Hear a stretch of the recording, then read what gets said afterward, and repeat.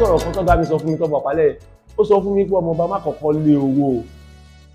orúkọ ló máa kọ́kọ́ wá orúkọ can take you 15 years to get a name. ó yẹ kí tẹ́lẹ̀ máa fẹ́ bá mi lórúkọ jẹ́ kò sí nǹkan tó take mi o kó tó pa mí máa pa ẹ́ ni ọ̀rọ̀ mi bí ọ̀rọ̀ àná bí mo sá aláàdé wa sálàmù ni àná bí wọ́n jagun confam jihad kò sí nǹkan tó ń pè wọ́n jihad wọ́n fọwọ́ pàmò lórí jihad wọ́n ń ja ogun confam ni ó ti ní wá gbọ́ fẹ́ pa mí kó tó wá máa pa ẹ́. àìwádìí dàda ń sìn ó máa sọ fún yín ipe Ọmọba Babátúndé Okùnadé o senior colleague ni kó máa kọ́ ṣe program láyé òun orí program Ọmọba lòun ti kọ́kọ́ ṣe òun àti mo pé ọmọ ilẹ̀ yẹ. bá ṣe orin Islam tó yẹ ká lè jíjó Islam ó tán ohun tó bring jíjó Islam jáde nìyẹn òun ni mo ṣe láké lọ́dún 2007 program yẹn ọ̀fẹ́ ni I'm the only person mo organize show mo gbọ́ lórí Islam wa mo gba ní iṣẹ́ olórin starting mo gbá Abẹ́òkúta lọ́dún náà lọ́ọ̀ I'm talking of 2008 ó tán ohun tó gbọ́ Ọmọba sí limelight ni àti máa gbọ́dọ̀ sọ pé mo fẹ́ bá Islam jẹ mo fẹ́ bá Islam jẹ mo ra mọ́tò mo rà ní July 20 kìíní mo lè fi accident August 29 la accident mo lo mọ́tò fún 29 days lódì tó kán alápá òun rè àti lọ sí India ẹ̀ẹ̀mejì nígbà tá a kọ́kọ́ lọ tà kọ́kọ́ ó ní tó jù mí nígbà tí máa lẹ́kẹ̀jì tí mi pariwo fún ọlọ́nà pé kò lọ́bi kankan ó náwó jẹ ẹni níwájú àti bí ẹ̀rí ìjọ tí ìyẹ́ àti bàbá ẹ̀ bí ẹ̀ tó ipa àti iyọ̀ sí ẹlẹ́nu wàá sọ lójú mi pé mi lọ́bi kankan fúnra mi báyìí máa wọ ẹ̀dẹ́ kọ́ táyà bá dájọ́ tó bá dẹ́wọ̀n fún tẹ́wọ̀n yóò bá pé àtún rà pé màlẹ́wọ̀n yóò tó á tún fi yòókù kù fún ẹ. lẹ́yìn ìgbà yẹn náà ojú kan ti lọ tàjẹ́ kátàràtì ojú àwọn kan náà ni mo tún kó jọ náà àwọn olólùfẹ́ ni mo rò pé 100,000 owó kátàràtì mo dẹ̀ kó yàn 100 jọ mo dẹ̀ gba 1,000 naira lọ́wọ́ wọn nítorí àwọn oníkálukú ní oníkálukú sọ àṣà kábíyèsí sọ pé ẹ̀gbọ́n láti mi yẹn á ní kàrọ̀ ká jalè ní fámìlì wa náà a lè tọrọ owó lọ́wọ́ àárọ̀ ọ̀kan ká jalè. mo bẹ̀rẹ̀ kàríà mi láti secondary school láwa ti di end of the year party bẹ́ẹ̀ yẹn a máa ń ṣe show a wà ní cultural clinic àkọ́kọ́ náà art class ni mo wà so art class yẹn a máa ń ṣe àwọn eré orí ìtàgé ní school tí wọ́n máa pè mí yàtọ̀ sí pé bóyá mo wà nínú troupe ti school gangan èmi ní solo performance máa ń ṣe fún ara mi lọ́tọ̀ mo ń gbé ní Oníkólóbó ní àná safari ó wá fún pé James Ẹ̀dáfẹ̀ ọ̀wọ̀kọ̀wọ̀kọ̀ wọ́n ń gbé lọ́pọ̀sìtì ilé wa tó máa ń gbé máa ń dáwọn èèyàn lára tí máa ń pa wọ́n lẹ́rìn tí máa ń ṣe gbogbo ọkàn pè mí jọkàn ní gbé kọ́ don't waste your talent here you better go OGBC I was like OGBC yẹmọ OGBC tí mo ti ń dream of tẹ́lẹ̀ ẹ̀gbọ́n báwo mo ṣe máa débẹ̀ ó ṣàjúwe bẹ̀ fún mi ṣá ìgbà tí máa gbéra tí mo ṣá máa wọ OGBC ńjọ́ yẹn bẹ̀tẹ̀ mi àsọmọ tó dàgbà lẹ́kọ̀ọ́ ẹ̀mú yẹn débẹ̀ mo kàn wọlé pound lẹ́ni tó bí mo ti ń ṣiṣẹ́ ń bẹ̀ ẹ̀mọ̀ mo beat gbogbo àwọn security beat everybody mo kàn lọ ní ṣáṣáṣáṣáṣá ṣe gbére yẹn báyìí mo kàn rí studio lápá òsì báyìí mo kàn wọnú studio ni bàjẹ́ àti máa fi wọ studio yẹn ẹni tí màá kọ́ ni mo rí Mr. Busayo Láìfá kí ni mo wá mo ní mo fẹ́ ṣe program ní nǹkan kan ní irú program mo ní irú ti Gbénga Adébóyè àti Tọ́ba Ọ̀pálẹ̀ irú ti Tọ́ba Ọ̀pálẹ̀ yẹn wọ́n ṣe ní kẹ́nìkan kó mú mi lọ sí òkè nìyẹn bàtí tó bá ṣàmà wọlé sáfún ẹ̀lẹ́ o wọ́n lẹ̀ ń béèrè wa mo gbọ́ fọ́ọ̀sì mo ní yes this is the man Tọ́ba Ọ̀pálẹ̀ ọ̀gán lélẹ̀ mo ní bẹ́ẹ̀ ní sa ní ṣé òsì mo ní mo fẹ́ máa ṣe program mi irú ìtẹ́ máa ń ṣe yẹn náà wọ́n ní ṣé òsì pé ẹ fẹ́ gbaṣẹ́ lọ́wọ́ wa mo ní rárá o kẹ tó ṣáájú ṣe orin lọ́jọ́ Monday ẹ máa bọ́bù lọ́jọ́ Tuesday FM Stanley lọ́jọ́ Wednesday Tọ́ba Ọ̀pálẹ̀ FM lọ́jọ́ Thursday ìjẹun àgbà lọ́jọ́ Friday ìwà tó bá kàn wò ní pé wow definitely eléyìí ń gbọ́ mi dáadáa. nígbà táwa bẹ̀rẹ̀ ṣe presentation lọ́dún náà lọ oh my god nǹkan tá a bá ń sọ ó máa bá orin tó máa lò lọ ó yàtọ̀ sílẹ̀ a máa play orin ìyàwó a máa sọ̀rọ̀ iṣẹ́ lóògùn iṣẹ́ ṣẹ́yìn kó yàtọ̀ síra wọn àmọ́ gbà yẹn script yẹn wàá kọ́ bóyá pé ṣé lóògùn iṣẹ́ ló fẹ́ sọ ni wàá lọ́wọ́ wà sí Àyìndé iṣẹ́ lóògùn iṣẹ́ ara mi ẹ̀ bójá ṣiṣẹ́ òun ló máa sọ script yẹn máa bọ́ orin lọ ó bá ti ń sọ̀rọ̀ tán àtòrin tó máa lò ó gbọ́dọ̀ wọnú ara wọn gbà yẹn àmọ́ ní ìsìn lọ́dún yẹn ọ̀gá mi Tọ́ba Ọ̀pálẹ̀ ó béèrè lọ́wọ́ Alhaji Wasiu àbí Pasuma pé kí ni ìtumọ̀ ọ̀rọ̀ bọ̀ kí wọ́n ó ní bàbá tá a bá ti high ní nǹkan máa ń turn upside down gbà yẹn àsìtọ́ bá táwọn bá ti wà òkè tán gbogbo nǹkan táwọn bá rí gbogbo nǹkan máa turn upside down so keep on rocky rock on keep on òun ló wá di ọ̀rọ̀ bọ̀ keep on rock on keep on fún ìṣàlàyé fún Tọ́ba Ọ̀pálẹ̀ lọ́dún náà lọ́run yẹn pé that is just the meaning ló di gbogbo láti style ọ̀rọ̀ bọ̀ ẹnìkan ló tóbi ọ̀rọ̀ bọ̀ ẹnìkan ló ṣe kinní kan but having said that so mo ṣáà yẹn sọ gbàdúrà tó bá wá rí mi pé kí ni experience yẹn ní ìdíṣẹ́ mo ti ṣe demo kan sà wá tó bá dijọ́ Monday pé kí mú demo yẹn wá àwọn amú Cassette yẹn fún wọn wá lọ gbọ́ demo mi wọ́n kàn padà wá ní wọ́n wá gbọ́ bàtà wà dé ṣe kí ní ẹgbẹ́ ìṣẹ́ ìpáwò ní lọ́lẹ́jì rédíò à ní kọ̀ọ̀kan akọ̀mọ̀ pé wọ́n sọ̀rọ̀ à ń lọ̀rọ̀ sí wọ́n sọ̀rọ̀ à ń sọ̀rọ̀ sí gbogbo táyì tí mo sọ fún yẹn fújì ti wọlé àwọn jùjú ló ń rè Shina Peters Dayo Kujore Délé Táíwò ṣe understand àwọn orin tó ń rè nìyẹn lèmi mú tìmí oṣù kọ yà daddy has gone now to ìbọn rẹpẹtẹ láti ṣe demo mẹ́rin àti àwọn orin tó ń rè nìyẹn pàtàkì tó bá gbọ́ tán the first theory tọ́gà mi máa kọ́ mi ní pé mo ti gbọ́ bet orin tó kójọ ìjùjú ló pọ̀ jù ń bẹ̀ máa mú ní ẹ̀sà nígbà tí orin táwọn ayé ń gbọ́n sí ìran nínú ọ̀ kì í ṣe program bẹ̀ you don't do the program because of yourself òun ṣe nítorí gbogbo àwọn èèyàn ni àwọn tó dẹ̀ ń gbọ́ rédíò varieties àwọn èèyàn ló ń gbọ́ oníjùjú wà onísákárà wà onífújì wà alápàlà wà olórin Islam wà olórin Christian wà so wàá ṣá gbogbo kíní yẹn afro wà wàá ṣá láti satisfy wọn wọ́n ṣe wá ṣe tọ́njọ́ yẹn Adébáyọ̀ Agbábíàká àwọn ni wọ́n ṣe lágbo fújì ló GBC nígbà yẹn ọ̀rọ̀ àtọ́ bá tún mú note wọ́n bá tún kọ note fún mi pé the studio manager and the presenter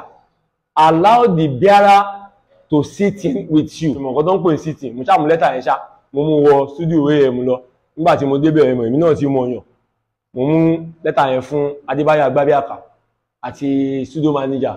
tó mú fún wọn wọ́n bá ní pé kí n jókòó so mo jókòó sí ẹ̀gbẹ́ wọn jókòó Agbábíàká ṣe program ńjọ́ yẹn gbogbo ẹ̀ màtí mo ṣàṣe tán ṣá mo lọ bá bọ́lá tọ́ba lókè mo ṣàlùkọ́ mo ti ṣe tán ṣá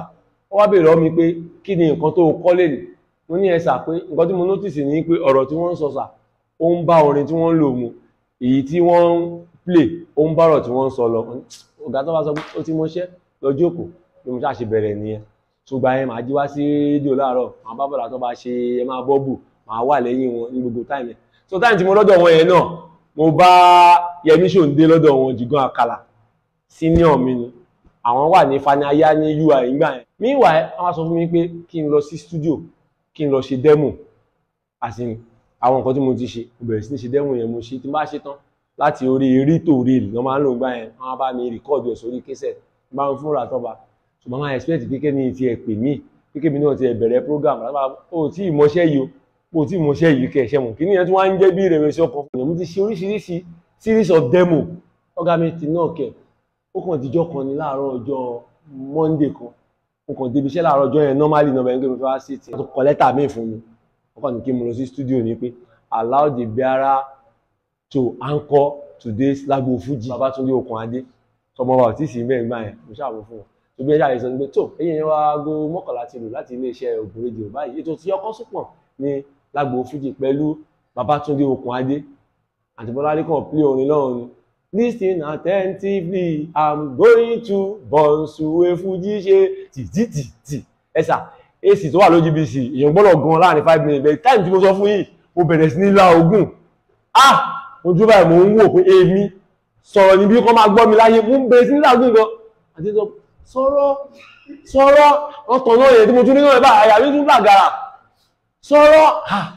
wọ́n máa ń sọ̀rọ̀ ẹ̀ka àrà orúkọ mi ní Babátúndé Okùnadé Lagbo Fuji wọ́n bá tún paná àti ní farabalẹ̀ màá tún wọ́n ayẹ́ kejì báyìí mo ti bẹ̀rẹ̀ sí ní fúlò díẹ̀ oríkì ṣàgáyà náà tí mọ̀ mí lẹ́nu nígbà yẹn oríkì kẹta ló ń bẹ́ tó sẹ̀ ọ̀rọ̀ aṣọ oríkì ò ní jábọ́ lẹ́nu ẹ lórí live program àti máa wáyé lẹ́ẹ̀kejì mo rọrọ̀ sọ wẹ́lẹ́kẹta wọn àti tó ọ̀rọ̀ ẹ ti pọ̀jù ọ̀rọ̀ ẹ ti pọ̀jù ọkàn mi máa ń balẹ̀ díẹ̀díẹ̀ àṣé ọ̀gá mi wà níbì kan tó ń gbọ́ mi ò mọ̀ I was expecting him wọ́n sọ fún mi pé kí n máa lọ páwọn ń bọ̀ ni wọ́n sọ fún mi o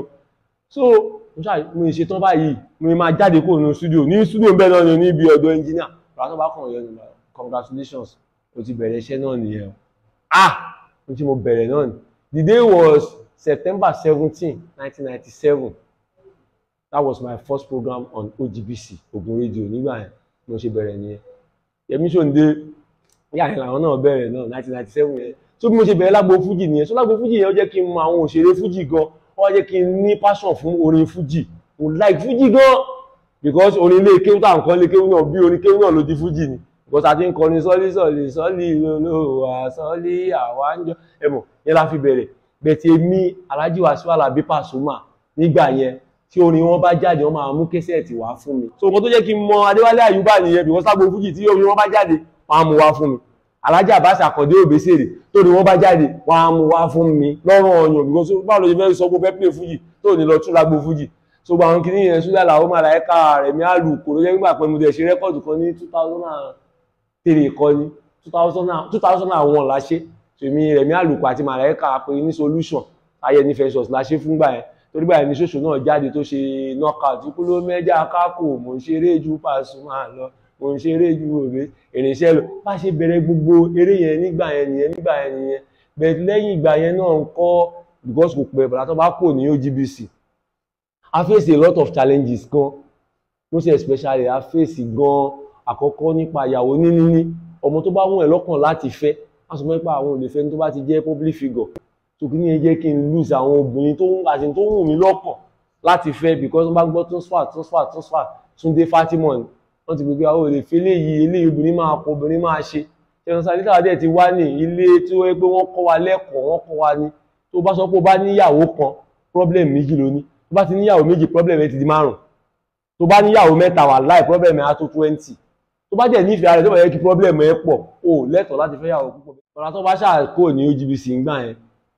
ìgbà tó yá èmi náà mi ṣe lágbo fújì yẹn mọ́ torí ọ̀gá tó fi mí síbẹ̀ ó ti kó mbẹ́ gbogbo ìgbà yẹn náà dẹ̀kẹ̀ ni ó ti di pé bí àwọn Wálé Dàda ti bọ́ síbẹ̀ like Wálé Dàda ń sìn ó máa sọ fún yín pé Ọmọba Babátúndé Okùn Adé o senior colleague ni kó máa kọ́ ṣe program láyé òun orí program Ọmọba lòun ti kọ́kọ́ ṣe òun àti mo pé ọmọ ilẹ̀ yẹ pé èmi lọ play cricket mo lọ represent Ogun State lẹ́kọ̀ọ́ àwa dé wọn ní kí Wálé standing fún mi bí ọdún Bello àwọn ni producer program mi àwọn ọgbẹ́ Wálé Dàda wa bẹ̀tẹ̀ alájí sẹ́mi kárí wọn ní láíláí kò gbọdọ̀ rí bẹ́ẹ̀ ẹni tó ṣe program yóò tí kù wọ́n gbọ́dọ̀ fill up ni ṣe understand bẹ́ẹ̀ gbà yẹn wàhálà yẹn ṣàṣẹlẹ̀ mí dẹ̀kẹ́ ni mí máa ń fẹ́ kó tó bá ti lè jọ gẹ̀dẹ̀ lọ ṣe understand mo ṣáà kó mẹ́ bẹ̀tà wá fèsì tọ́ba ọ̀pálẹ̀ on FM lọ́jọ́ Thursday so ẹ̀yìn tọ́ba yẹn ni mo wà ní orúkọ yẹn ṣáà tó fi jáde gangan àwọn èèyàn gangan wọ́n wò pé ibo lọmọ bá ti jáde wá Babátúndé Okùn Adé ni mò ń jẹ́ tẹ́lẹ̀tẹ́lẹ̀ bẹ́ẹ̀ dájì tí mò ń gbé lọ́dọ̀ wọn ẹ̀gbọ́n dájì mi torí nígbà tí mo tán àpálẹ̀ kò tọ́wọ́ dájì mi ò kà mí mọ́nà fi ránṣẹ́ sí ọ̀dọ̀ kábíyèsí lábẹ́òkúta ìgbà tí wọ́n gbé mọ̀ lọ sí OGBC kábíyèsí wa òkúta ló ń bá lóGBC gangan àwọn fẹ́ mọ́nítàn wọ́n ti sọ fún mi pé àwọn ń bọ̀ bàbá yẹn kàn yọ owó rẹ́ńjọ́ yẹn ní kẹ̀m ṣáà mọ́ lọ́ba tọ́ba ìbúra tó bá ṣe ní wọ́n bá ìbọ̀lọ́dá kábíyèsí yẹn mọ̀ èyí tó jẹ́ popular figure ni wọ́n bá ní ọmọ mi ló wà ní ọ̀dọ̀ ẹ̀ náà wọ́n ní sọmọ yín ni ó ní yẹn ìyẹn nípa Ọmọba lòun bá iṣẹ́ láti ọjọ́ tó wọn wọ̀n ibi tó wá ṣe bẹ̀rẹ̀ sí ní pè mí lọ́mọba tó dípọ̀ Ọmọba yẹn fi wá di common name ló fi wá jẹ́ pé Babátúndé Ọmọba many people wá mọ̀ torí pé Babátúndé yẹn ṣàṣe bẹ̀rẹ̀ nìyẹn so ìgbà yẹn náà ló lè di pé àwa náà ń dàgbà náà pa náà ní láti dájú ẹ̀ṣẹ̀ wa mọ nǹkan tó ń pè ní depression tẹ́lẹ̀ mi fi ń parẹ́ ni nígbà tó bá wò kó sí mi náà ní kíní ìṣe kíní sí ètè mi máa sọ fún mi pé ọmọ má parẹ́ o you have done a lot o ti ṣe dáadáa o táìmù àti jẹun ẹ lótò yìí because mo rántí ọ̀rọ̀ kan tó ga mi sọ fún mi tó bọ̀ pálẹ̀ ó sọ fún mi pé Ọmọba má kọ́kọ́ lé owó orúkọ ló máa kọ́kọ́ wá orúkọ can take you 15 years to get a name but once you get that name gbàgbé owó máa tẹ̀lé ni àwọn yìí gbàgbé bá tó wá sọ pé òun ṣe program mọ́ gan lówó bẹ̀rẹ̀ sí ní dé fún wọ́n bẹ̀rẹ̀ sí ní wá káàkiri ní Gbénga Daniel dé tọ́ba ọ̀pálẹ̀yẹ orúkọ ẹ̀ lè wọn akọ́ bíi tó mo dẹ̀ bílí gbé ní ìsìn náà mo ṣe ń bíìdì orúkọ kò sí mọ́tò kò sí kẹ̀kẹ́ àbọ̀lẹ̀ fẹsẹ̀ mi rìn káàkiri ni ẹ̀bùn bílí gbé mo ṣe ń bíìdì orúkọ ni torúkọ yẹn bá wá dúró dáadáa tán ìyẹn ló lẹ́kẹ́ tẹ́lẹ̀ máa fẹ́ bá mi lórúkọ jẹ́ kò sí nǹkan tó tẹ́ẹ̀kì mi